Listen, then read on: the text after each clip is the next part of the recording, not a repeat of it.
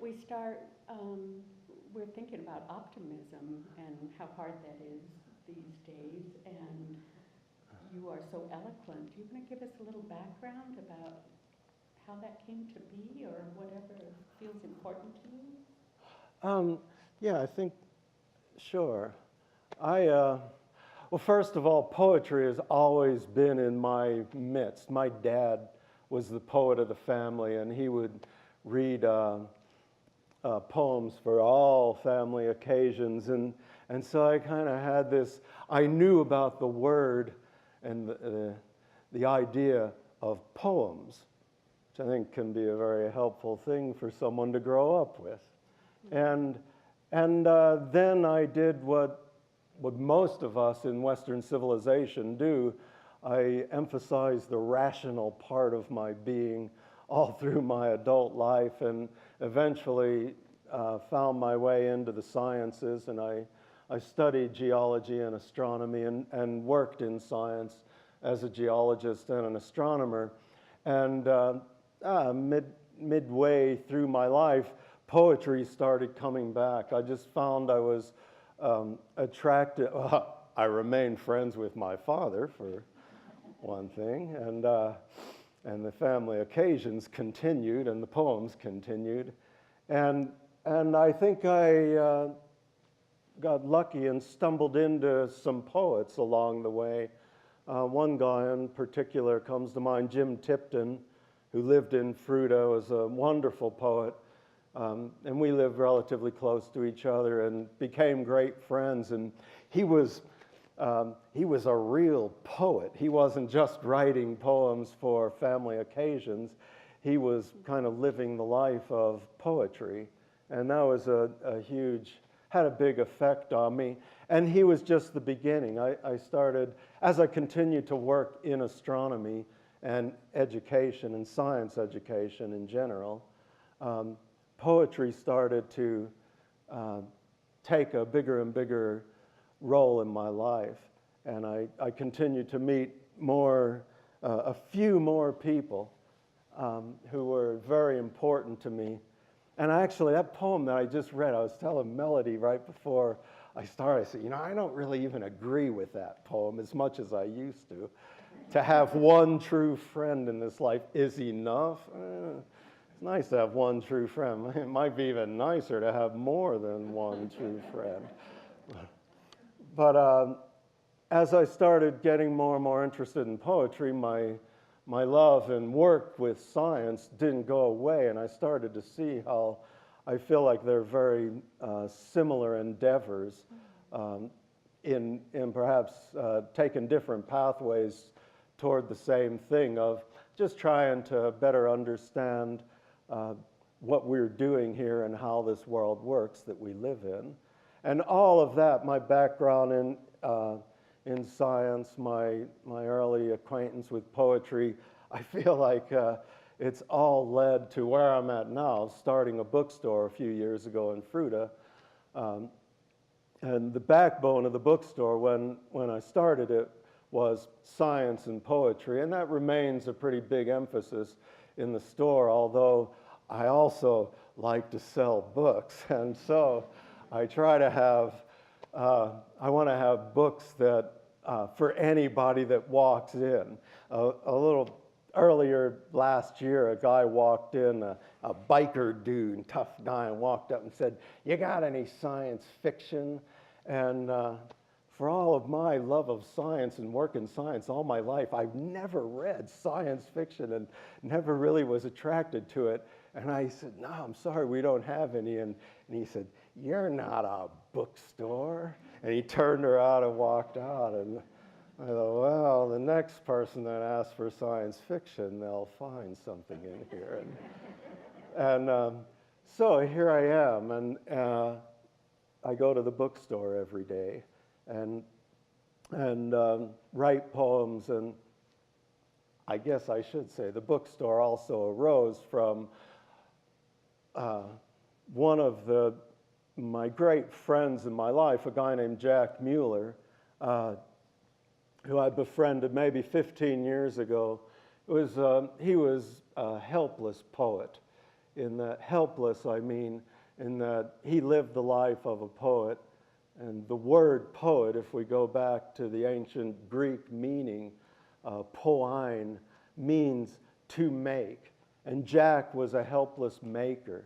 A poem is a made thing, a building is a made thing. And Jack was making things all the time, throughout the day. He never was far away from notepad and paper and sketching drawings and writing continually.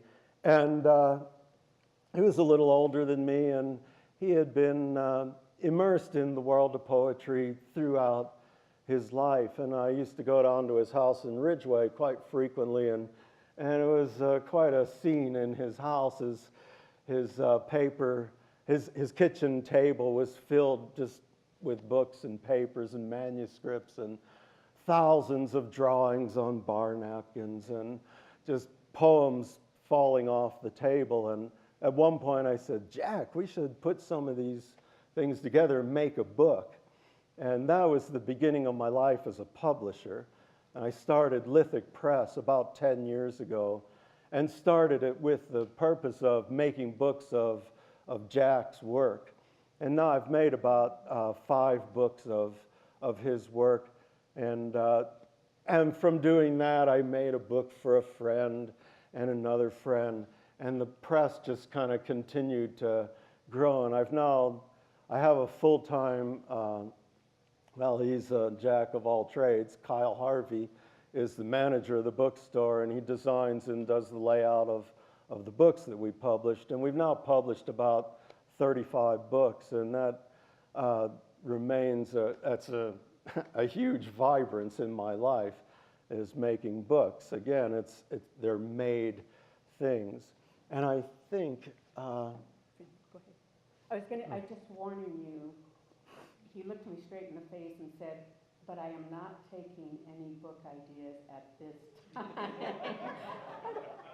How'd you know? Can I just pass it by you? No, yeah.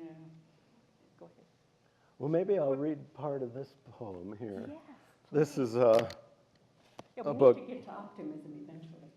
Yeah, we always got to come back to that. Yeah. Or get to it so we can come back to it. I just took a kid's book and taped my poem into it so I would have something that looked official. And the latest title, as you see, is called, it's kind of got a heady title, Optimism or Despair, an Opus. It's been called a lot of things, and who knows what it'll be called tomorrow. But it's about a 20-page poem that's, you can maybe, without focusing, you can see it's written all over the page, and it's a type of poem that's it's written in the open field. And it started to, it became popular maybe with some of the, Rimbaud and Baudelaire in France in the mid to late 1800s. And then really, they kind of, I'll jump ahead of myself, those guys anticipated quantum mechanics. And we'll come back to that, maybe. But around the 1920s, around the time that there were great revolutions taking place in the world of science, there were also great changes taking place in the world of poetry. And a lot of poets were hopping out of kind of romantic verse, things written with a particular meter and a particular rhyme scheme, and they looked like poems, stanzas of 4 lines after 4 lines after 4 lines, and they looked like poems, and they continue to look like the poems that are often taught in schools, which is another thing that we could go into, but we'll do that another time. So anyway, this is a long poem that I wrote called, before this title, it was called The Essay on Optimism. And I'll just read a couple of pages, and I think that maybe will launch us into Melody's next questions or directions for me. Hello, We are a very young species, attempting, experimenting, scrutinizing, making. Poet, pusher, candle, lighter, axe, thrower, fire, builder. Civilization is a made thing, a built work, jockstrap, G-string, woman loving, man loving, human loving. Love is such a long shot, such a magic place, like that big silver screen. It's a wonder verity. It's a wonder any piece. It's a wonder verity. It's a wonder any piece takes hold anywhere, anytime, ever. But it does. Peace reigns. I know, I've heard in my own town and around the globe. I've seen the macho male behind the wheel, Hitler jokester, pleasant by the brae, Tycho Brahe in his metal nose. War! Paleolithic, 10,000 years ago. City-state, 2,700 years ago. The history of the decline and fall of the Roman Empire. Edward Gibbon, Volume 1, 1776. Run from war, be the war. Confront the wall of what you think. My dear sweet Cucicola, early morning, so much to learn this human love to live, love to lick, lick, lick, love to chimp yourself up a bit, love to chomp your pit, love to pick your beast off the ground. It's the least you can do. Every little bit helps make civilization.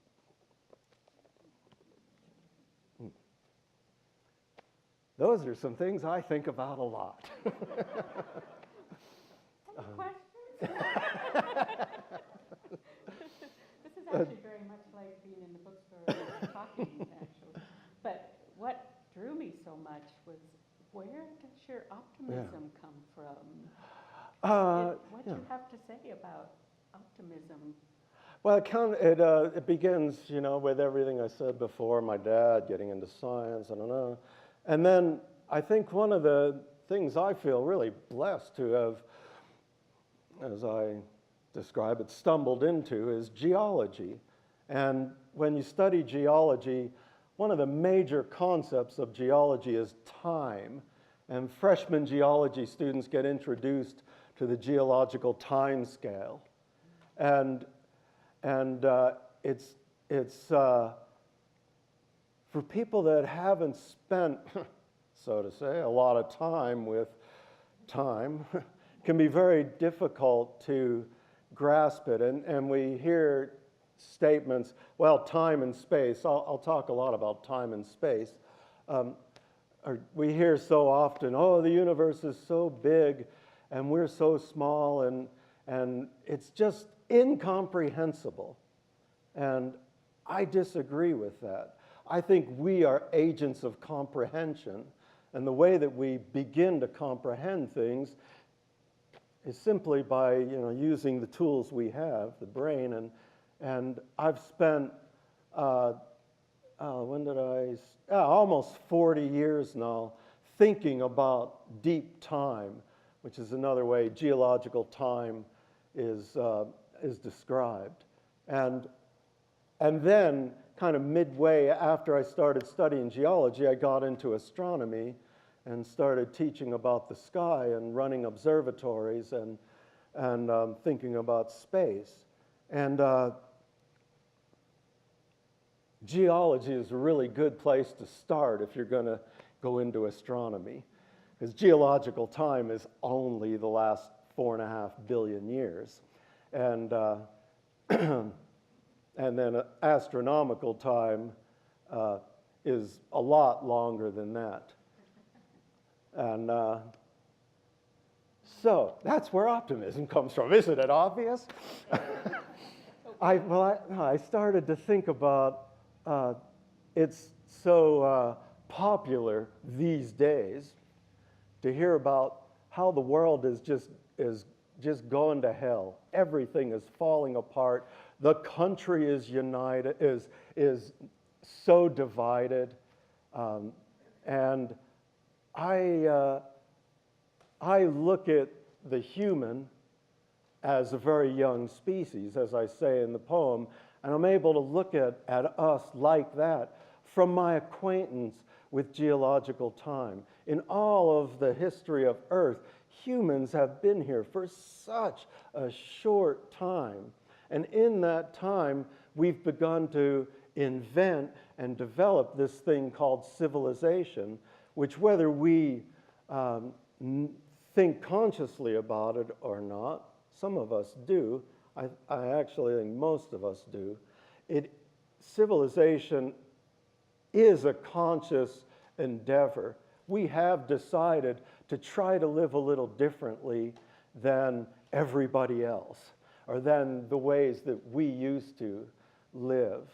And in that light, I started to see, oh my God, I mean, what really can we say about how things are in the world, in the universe, if you want to go bigger, but what our personal experience has been. Look at us. Here we are, a bunch of people that most of you I've never met before. I don't feel threatened right now by any of you. I don't think any of you are going to come up and whack me on the side of the head like the baboons that I've seen treating each other on the side of hills in southern Africa. And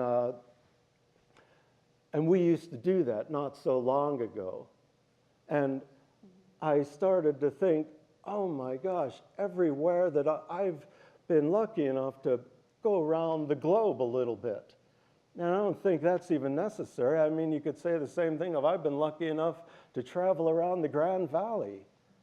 And most everywhere I go, people are pretty friendly to each other.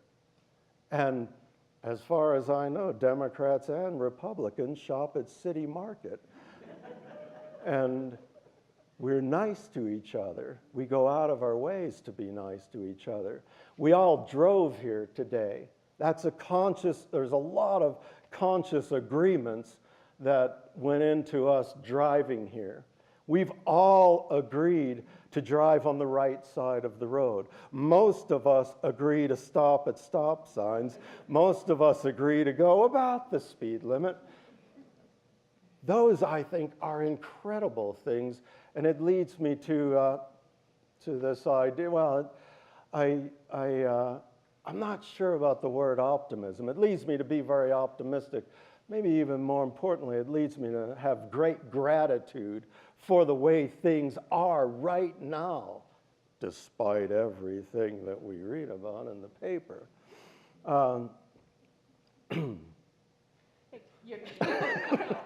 That's a real clear.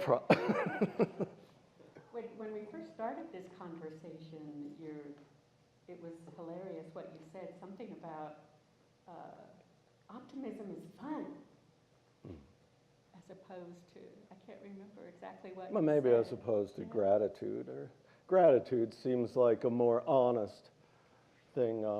Optimism. I often describe I'm a very optimistic person, and when I say that, I'm really speaking in particular about the prospects for humanity here on Earth. I was also born Jewish, which means I went to synagogue every week. And from a very young age, I watched black and white newsreels of bulldozers in concentration camps piling up bodies and hearing about the Holocaust. And I've thought, how many of those Jews were very optimistic as they walked down the steps into the final solution? And I don't want to be a Pollyanna. And I see the possibility for someone to call me a Pollyanna, and I'd like to be able to, I don't want to do that. And that leads me to think, as I've said, my optimism is based on seeing humanity in a much larger time scale, and that leads to my optimism being, it's a pretty cold optimism. My optimism incorporates the fact that we're going to go extinct. And as Jimi Hendrix said, fall mountains, just don't fall on me. I know we're going to go extinct. I'd rather it wasn't right now or when my kid is getting older or any of your kids. I'd rather it wasn't for a good long time. It will happen. Species come and go. When you get into astronomy, I see planets come and go. I see star systems, galaxies come and go. The whole universe will come and go. And that leads me to great gratitude for being here right now. Awesome. Would you please tell us the story of going home and meeting Jerry? Is that relatable? Oh, great. Sure. I was thinking about that earlier. Please. Oh, yeah. I was back home. I'm from Philadelphia, and I was back there a couple of weeks ago to see my dad and my sister. And when I was driving back to the airport, I stopped to fill up the car with gas. And another car pulled up, and an old guy got out of the car with a Korean War veteran hat. And I just felt really compelled to talk to the guy. And I did strike up a conversation, and one way or another, who knows, maybe I said, Jerry, are you an optimistic man? Which I seem to ask a lot of people. And we started talking, and we got into politics, which is in the air. It's hard to avoid. And he was my political opposite. Everything that you could imagine, he just saw doom and gloom everywhere, which both sides of the political spectrum see. His reasons for the doom and gloom were the opposite of what I might think are reasons for our political difficulties. And and he saw a lot of doom and gloom and bad things happening. And I kept saying, I don't think that will happen. I believe in the goodness of humanity. And I come to that belief from my personal experience. Most people, I think it's not only that most people are nice to each other, I think most people go through their days just longing for an opportunity to help somebody out. That's this primate, all of us. It's amazing. How can you not be optimistic? And so, with those thoughts, the coldness of my optimistic thoughts come in when I think about the environment, and I see hard times ahead. I feel there's no doubt about that, and some people are going to be lucky, and some people are not going to be lucky, and that's already happening.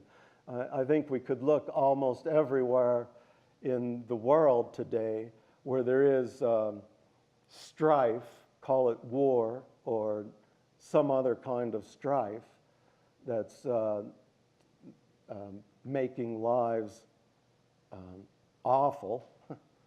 And you could look and see that part of the reason, say for example, just throughout the Middle East, part of that is environmental, largely related to water and resources. And there's going to be, and we all see it, we all see big changes happening to the climate, and that's going to continue. And we're going to have to change our ways. The optimistic Dan says we will change our ways because we love to be alive. And we're very clever animals.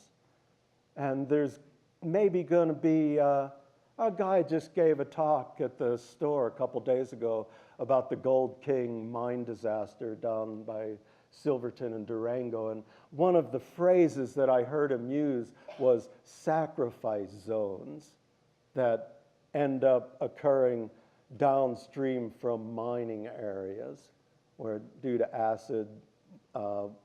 acidified water coming out of mines, it kills the fish and changes the nature of the water, makes it hard to drink, makes it hard to use on our crops.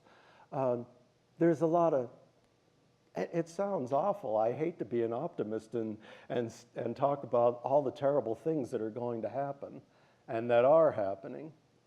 But how nice to think that despite that, I see us as a species changing our ways and figuring out new processes of how to live, new processes, new types of energy, new types of agriculture, new types of transportation. And it's going to be ugly for a lot of people. It already is. I was in Europe earlier this summer with some poet friends, and I met a guy. I had a falafel in Milan, and the guy that made the falafel, Rezwan, came out and talked to me for a little while. There's a guy from Pakistan who I talked to for 10 minutes, and Rezwan told me that 5 years ago he walked from his home in Islamabad through Pakistan, Iran, Iraq, Syria, Turkey, Bulgaria, Croatia, and into Italy, where he's been working for the last 5 years. But he's a dreamer. And what's his great dream? To come to America. It's not easy to get to America these days.